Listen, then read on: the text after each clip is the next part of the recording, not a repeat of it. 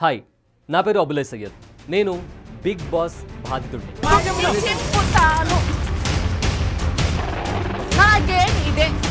పిచ్చి పిచ్చి మాట్లాడాడు, చంప పగిలిపోతా చెప్తున్నా. మిమ్మల్ని సెలబ్రిటీస్ అని చెప్పి ఇంట్లోకి పంపించామంటే what are you telling the society?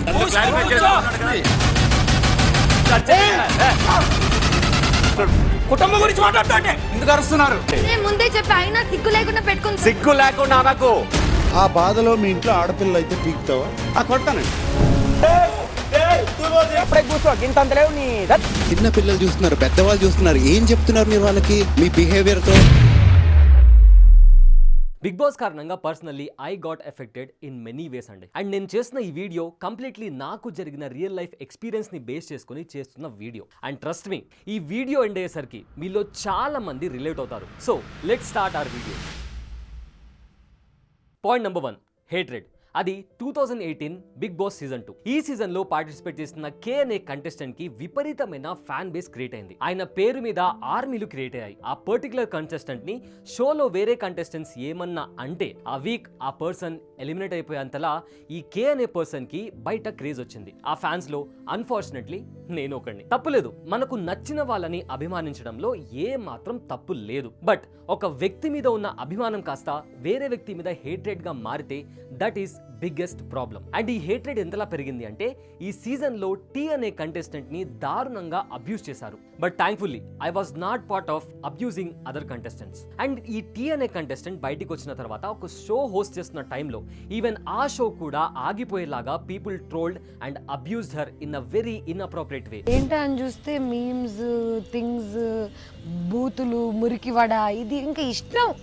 దానికి ఒక అదుపు లేదు. సోషల్ ఆర్మీ వల్ల చాలా నెగిటివిటీ ఫేస్ చేసాం. ఇప్పుడు నాకు ఏమైపోయిందంటే బయటికి రాగానే షోస్ వచ్చినాయి, మా టీవీలో కానీ ఈ టీవీలో కానీ షోస్ వచ్చినప్పుడు వాళ్ళకి నాకు ప్రోమో పెడితే వీళ్ళెందుకు ఇచ్చారు? ఆ హౌలే గాడు ఇంకా బతికే ఉన్నాడా? అది అలాంటి వాళ్ళు ఎందుకు తీసుకున్న షోకి? పనికి వాళ్ళందరూ ఎందుకు తీసుకుంటారు? ఆ వేస్ట్ గాడు ఎందుకు? ఇలాంటి కామెంట్స్ కనుక పెడితే ఆ ప్రొడ్యూసర్ కి అరే ఎందుకు వచ్చిందిరా బాబు, నెగిటివ్ కామెంట్స్ వస్తున్నాయి, వీడిని ఎందుకు తీసుకుంటా అనుకోరు. అయితే ఇక్కడ నేను బిగ్ బాస్ ని కానీ ఆర్ కంటెస్టెంట్ ని కానీ బ్లేమ్ చేస్తూ అలిగేషన్స్ వేయట్లేదండి. But my point here is ఈ పర్టికులర్ షో కారణంగా మనం చూసే ఒక 45 minutes ఆఫ్ ఫుటేజ్ ని బేస్ చేసుకుని ఆ పర్సన్ నాశనం అయిపోవాలి, లైఫ్ లో ఎదగకూడదు అనే రేంజ్ లో యాక్చువల్లీ ఈ పర్టికులర్ సీజన్ జరిగింది. ఎవరు అవునన్నా కాదన్నా, ఇట్స్ ట్రూ.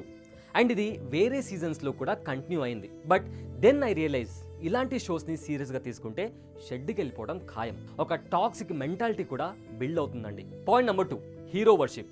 ఇది ఎక్స్ప్లెయిన్ చేసే ముందు ఒకసారి ఈ క్లిప్ చూడండి. చూడు, మన ఇంట్లో ఆడపిల్ల అయితే గొంతు మీద కాలేసి తొక్కేవాడిని. ఆ పద్ధతి. ఆడపిల్ల తప్పు చేస్తే గొంతు మీద కాలు పెట్టి తొక్కుతావా? ఆ రకంగా అంత టార్చర్ పెట్టేవాళ్ళు అయితే ఖచ్చితంగా జరుగుద్దండి. కోపంలో అంటాం బాబు గారు, నిజంగానే చేసేస్తారండి అన్నయ్యన్ని. ఇందాక నువ్వు పీకుతాను, నిజంగానే చేస్తాను అన్నావు. నిజంగానే చేస్తాను, మా ఇంట్లో అలా ఉంటే నేను చేస్తాను అన్నావు. కొడతామండి, పీక మీద కాలేసి తొక్కంగా సార్ బాబు గారు. సో ఈ పర్టికులర్ స్టేట్మెంట్ కి అక్కడ హోస్ట్ ఇంకా కంటెస్టెంట్ కి మధ్య జరిగిన డిస్కషన్ కి చాలా మంది కంటెస్టెంట్ కి సపోర్ట్ చేస్తూ హోస్ట్ ని ట్రోల్ చేశారు. కొడతాను, పీక మీద కాలేసి తొక్కుతాను is not a small word or small statement. అప్పటికే ఆ కంటెస్టెంట్ కి ఫుల్ పాపులారిటీ ఉంది. అండ్ ఆయన చెప్పిన ఒక చిన్న మాట can influence a lot of people. And already చాలా మంది ఇన్ఫ్లుయెన్స్ అయ్యి ఆయన చెప్పింది తప్పు కాదు అని సపోర్ట్ చేసిన వాళ్ళు కూడా చాలా మంది ఉన్నారండి. So my point here is గుడ్డిగా ఫాలో అయిపోయి విపరీతమైన అభిమానం పెంచుకోవడం వల్ల మనం అభిమానించే వ్యక్తి తప్పు చెయ్యడు అనే ఒక మైండ్ సెట్ క్రియేట్ అవుతుంది. అండ్ ఆఫ్ కోర్స్ ఆయన ఇచ్చిన స్టేట్మెంట్ కి he said sorry, which is good thing. But మనం ఎవరినైనా అభిమానిస్తే వాళ్ళని బ్లైండ్ గా సపోర్ట్ చేయాలి అనే ఒక నెగటివ్ ఇంపాక్ట్ అయితే ఈ షో వల్ల క్రియేట్ అవుతుంది. దీనికి ఇంకో పర్ఫెక్ట్ ఎగ్జాంపుల్ కూడా లాస్ట్ సీజన్ లో విన్నర్ బయటికి వచ్చిన తర్వాత అన్నపూర్ణ స్టూడియోస్ దగ్గర జరిగిన గందరగోళం, సారీ దారుణం. కార్ల మీద అటాక్ చేశారు, రోడ్స్ ని బ్లాక్ చేశారు, లా అండ్ ఆర్డర్ ని డిస్టర్బ్ చేశారు. అండ్ మోర్ ఓవర్ బయటికి వచ్చిన విన్నర్ కి ఇక్కడ సిచ్యువేషన్ బాగోలేదు, మీరు వెళ్ళిపోండి అని పోలీసులు ఎంత చెప్పినా కూడా వినకుండా ఆ విన్నర్ వెళ్లకుండా అక్కడే ఉండడం. అండ్ అక్కడికి వచ్చిన ఫ్యాన్స్ చేసిన రచ్చ ఈజ్ ఆఫ్ నో యూజ్ అండి.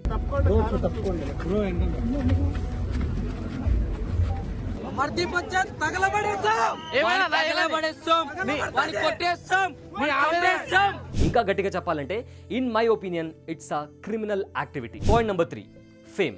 బిగ్ బాస్ షోకి వచ్చిన వాళ్ళు అందరూ ఆల్మోస్ట్ ఒక సెలబ్రిటీ స్టేటస్ ఉన్న వాళ్ళే, ఆర్ త్రూ యూట్యూబ్ ఆర్ ఇంకా సోషల్ మీడియాలో వాళ్ళు చేసే కాంటెంట్ ని బట్టి ఫేమస్ అయిన వాళ్ళు ఉంటారు. దీని కారణంగా చాలా మంది ఇన్స్టాగ్రామ్ లో సోషల్ మీడియాలో విచ్చలవిడిగా అడల్ట్ కాంటెంట్ ని, క్రింజ్ కాంటెంట్ ని చేస్తూ నన్ను బిగ్ బాస్ కి పంపించండి అని అపీల్ చేసుకోవడం లాంటి ఇన్సిడెంట్స్ బాగా ఎక్కువైపోయాయి. ఒక్కసారి బిగ్ బాస్ ఐటీలో అవకాశం నాకైతే బిగ్ బాస్ కి వెళ్ళాలని ఉంది. సిద్దిపేట మోడల్ ని బిగ్ బాస్ లో చూడాలనుకుంటున్నాం. బిగ్ బాస్ సీజన్ 8 లో నేను అడుగు పెట్టాలనుకుంటున్నాను. ఒక యూట్యూబర్ కేటగిరీ కింద మనల్ని సెలెక్ట్ చేసుకుంటారేమో అని బిగ్ బాస్ కి వెళ్ళాలని అనుకుంటున్నాను. బిగ్ బాస్ 8 దగ్గర నుంచి ఏ టైం లోనైనా ఫోన్ వచ్చేటట్టుంది ఫ్రెండ్స్. నేను బిగ్ బాస్ పోవాలనుకుంటున్నా.